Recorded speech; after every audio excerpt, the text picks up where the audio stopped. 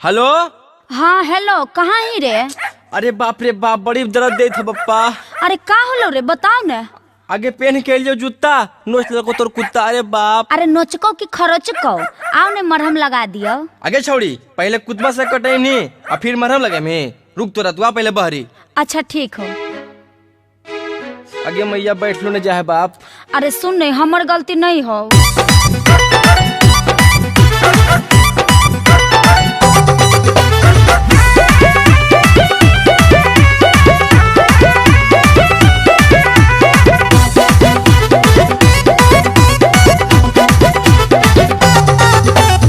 बार कहलियो तोरा है न गेट से चढ़ जाई है पिछला खिड़की के पलेट से।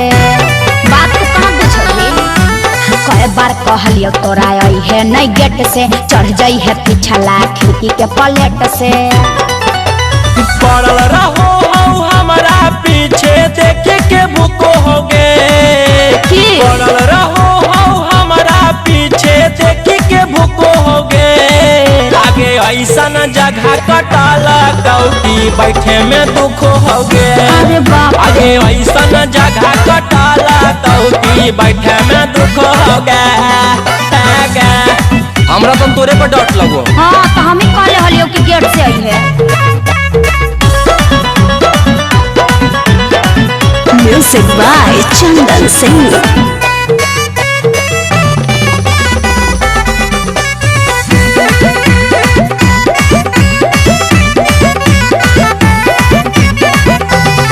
हम तो ओढ़नी लटकने हलियो खिड़की से बांध के।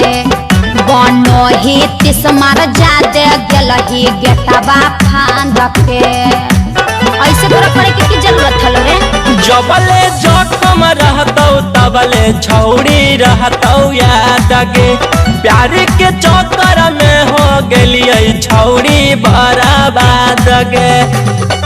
बीसा कुट खिलियो ओकरा तब ना रुको होगे।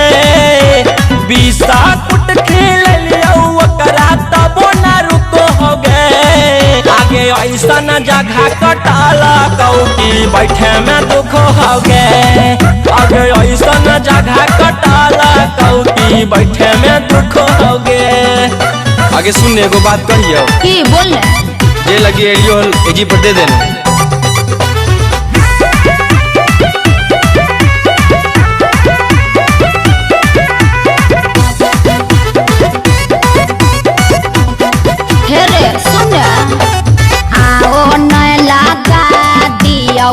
पर मर हमरे देखल न जा हकौ दुखबा तोर सनम रे।